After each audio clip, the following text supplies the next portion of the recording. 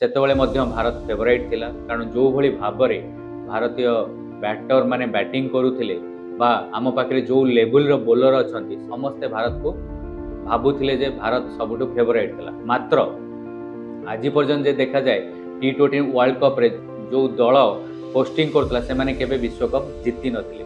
ତେଣୁ ସେଥିପାଇଁ ଆଶା କରାଯାଉଥିଲା ଯେ ବୋଧହୁଏ ଭାରତ ଏଥରିକ ବିଶ୍ୱକପ୍ ଜିତି ନପାରେ, କାରଣ କୌଣସି ଦଳ ହୋଷ୍ଟିଂ ନେସନ୍ କେବେ ବିଶ୍ୱକପ୍ ବିଜେତା ହେଇନାହାନ୍ତି। ଖାଲି ସେତିକି ନୁହେଁ, ଇଭିନ୍ କନଜିକ୍ୟୁଟିଭଲି 2 ଥର ବ୍ୟାକ୍ ଟୁ ବ୍ୟାକ୍ କୌଣସି ଦଳ ଇଭିନ୍ ଆଜି ପର୍ଯ୍ୟନ୍ତ ବିଶ୍ୱକପ୍କୁ ରିଟେନ୍ ମଧ୍ୟ କରିନଥିଲେ। ତେଣୁ ଏଇ 2ଟା ପଏଣ୍ଟ ଭାରତ ବିରୁଦ୍ଧରେ ଯାଉଥିଲା, ଯାହାକୁ ସମସ୍ତେ ଭାବୁଥିଲେ ଭାରତ ଜିତି ନପାରେ। ମାତ୍ର ସମସ୍ତଙ୍କୁ ପୁଣି ଆଶ୍ଚର୍ଯ୍ୟ କରି ପୁଣି ଭାରତ ବିପୁଳ ବିଜୟ ହାସଲ କରିଛି, ଯେଉଁଟାକି 46 ରନ୍ର ବିଜୟ ହାସଲ କରିଛି। ଖାଲି ଏତିକି ନୁହେଁ, ଆ ବ୍ୟତୀତ ମଧ୍ୟ ଆମେ ଯଦି ଦେଖିବା, ତେଣୁ ଏଇଟା ଯେମିତି ଗୋଟେ ସମୟ ଥିଲା ଯେମିତି ଅଷ୍ଟ୍ରେଲିଆ ୱାର୍ଲଡ କ୍ରିକେଟରେ ରାଜ କରୁଥିଲା, ସେମିତି ଏ ହେଉଛି ସମୟ ଯେତେବେଳେ ଇଣ୍ଡିଆ ରିଅଲି ୱାର୍ଲଡ କ୍ରିକେଟ ଉପରେ ରାଜ କରୁଛି।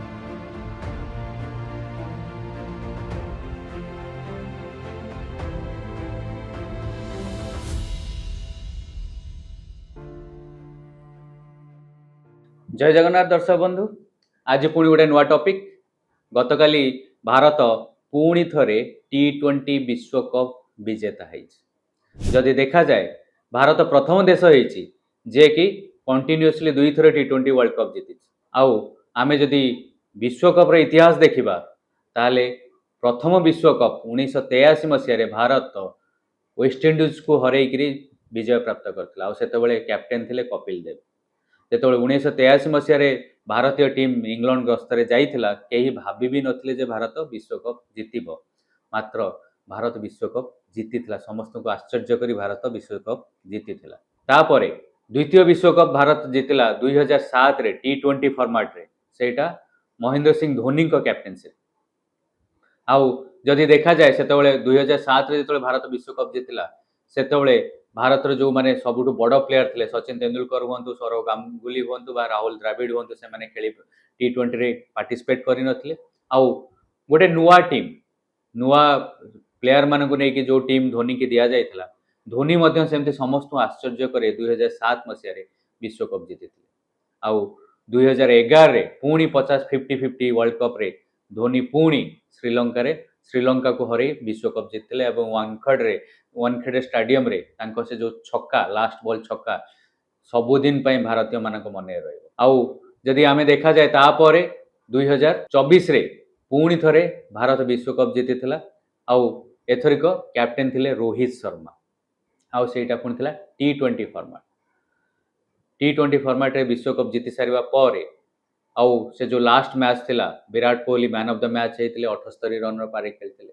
आउ तापरे 2025 रे प्रथम थर पई भारतीय महिला क्रिकेट दल प्रथम थर पई भारत महिला क्रिकेट दल विश्वकप विजेता हेतिले। हरमनप्रीत कौर को नेतृत्व रे 2025 रे भारत विश्वकप विजेता हेतिला एवं से गोटे नुआ अध्याय लिखिथिले भारतर क्रिकेट इतिहास।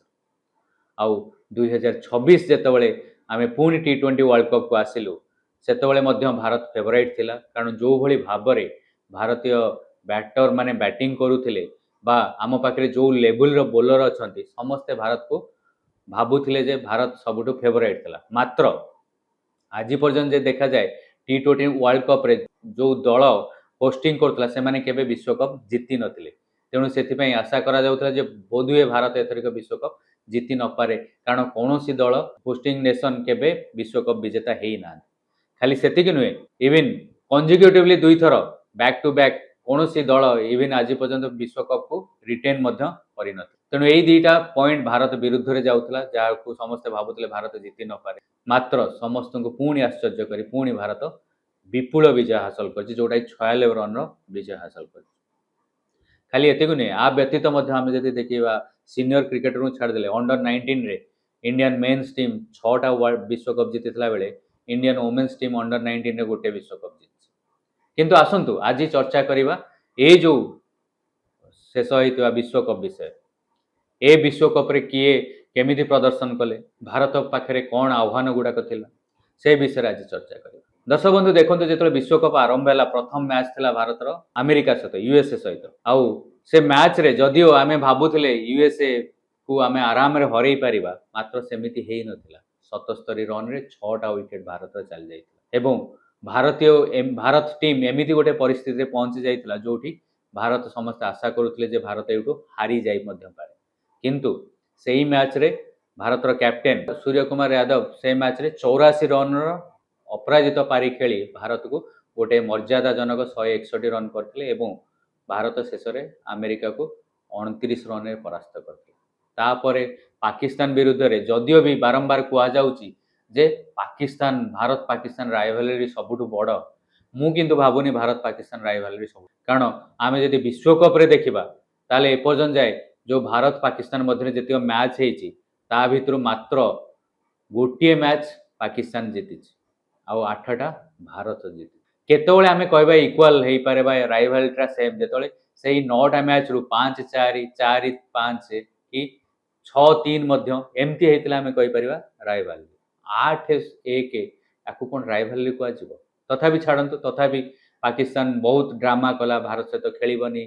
पाकिस्तान चक्कर रे बांग्लादेश आसिलानी बिचरा बांग्लादेश, किंतु पाकिस्तान आज यूजुअल जेतोले तांको पैसा ऊपर जोरिमाना तांको ऊपर लागिबो से माने राजी हे गेले। आउ बांग्लादेश पाकिस्तान को जो तांकर बापा करिके रखितला से बिचरा 4-5 रु गले।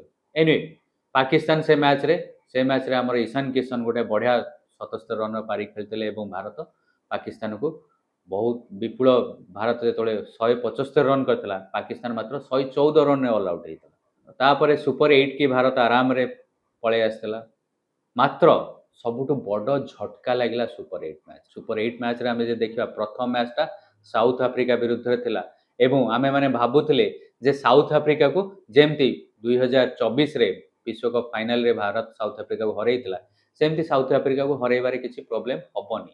मात्र से मैच रे भारत पाखापाखि 70 रन रे हारिथिला, जोटा गोटे इज्जत उपरे आंच आसला एवं बाकी टीम कहवा आरंभ करदे। स्पेशली पाकिस्तान रे जो एंकर माने बसंत से माने कहले जा हाउ साउथ अफ्रीका बदला नेला आ परठारु भारत आउ किछि करि परिबन।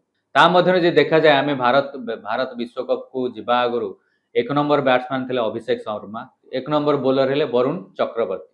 मात्र प्रथम 3टा मैच अभिषेक शर्मा 0-0-0 करथिले एवं से साउथ अफ्रीका मैच रे मध्य सेमती किछि करि पार नथिले। तेणु समस्ते कोन कहले ना अभिषेक शर्मा सरी गला, अभिषेक शर्मा सेमिति बड़ स्टेज रे खेली पारिबेनी एवं सेही साउथ अफ्रीका हारिबा परे भारत जो डिसीजन नेला सेटा समस्त को आश्चर्य करदा।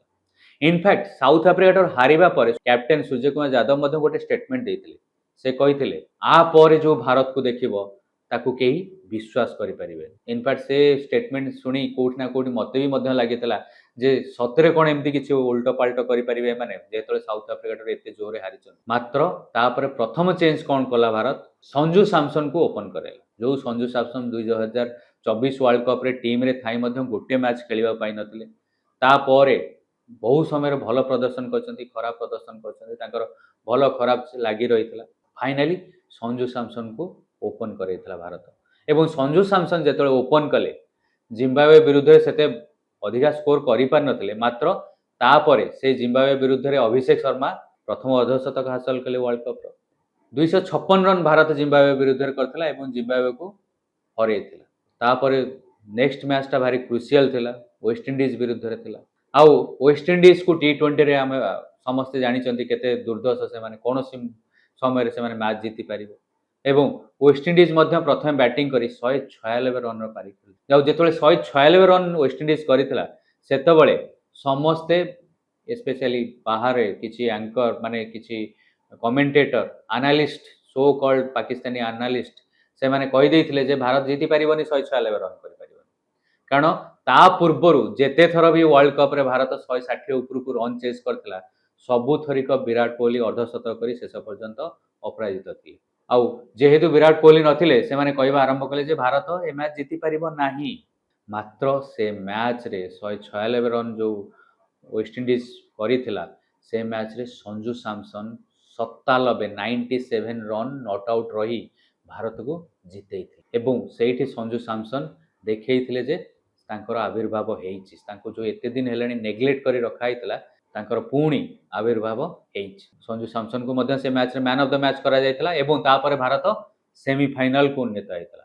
ଯେତେବେଳେ ସେମିଫାଇନାଲକୁ ଉନ୍ନୀତ ହେଲା ସେଠି ମଧ୍ୟ ଦେଖାଯାଉଥିଲା ଯେ ବୋଧହୁଏ ଭାରତ ଇଂଲଣ୍ଡ ବିରୁଦ୍ଧରେ ସେମିଫାଇନାଲରେ ଜିତି ପାରିବନି, କାରଣ ଇଂଲଣ୍ଡ ବହୁତ ବଢ଼ିଆ ପ୍ରଦର୍ଶନ କରି ଆସୁଥିଲେ। କିନ୍ତୁ ଭାରତ ପ୍ରଥମେ ବ୍ୟାଟିଂ କରି 253 ରନ୍ କରିଥିଲେ ଏବଂ ପୁଣି ଥରେ ସଞ୍ଜୁ ସାମସନ 89 ରନ୍ସ କରିଥିଲେ। ଆଉ ତାପରେ ଭାରତ ଫାଇନାଲକୁ ଉନ୍ନୀତ ହେଇଥିଲା।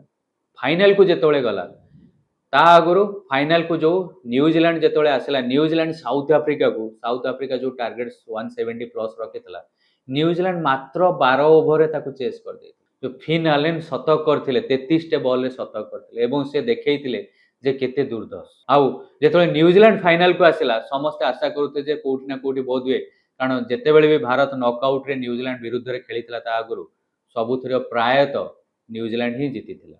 ଇଭେନ୍ ଆମର ସମସ୍ତଙ୍କର ସେ ମ୍ୟାଚ୍ ମନେ ଅଛି ଯେତେବେଳେ ଲାଷ୍ଟ ୱାର୍ଲଡ କପ୍ 2016 ୱାର୍ଲଡ କପ୍ରେ ମହେନ୍ଦ୍ର ସିଂ ଧୋନି ରନ୍ ଆଉଟ୍ ହେଇଥିଲେ ସେ ସେମିଫାଇନାଲ ମ୍ୟାଚ୍ରେ ନ୍ୟୁଜିଲାଣ୍ଡ ବିରୁଦ୍ଧରେ, ସମସ୍ତଙ୍କ ମନେ ଅଛି। ତେଣୁ ନ୍ୟୁଜିଲାଣ୍ଡ ଯେତେବେଳେ ଫାଇନାଲକୁ ଆସିଲା ସମସ୍ତେ ଭାବୁଥିଲେ ବୋଧହୁଏ ଭାରତ ନ୍ୟୁଜିଲାଣ୍ଡକୁ ହରାଇବା ଏତେ ସହଜ ହବନି।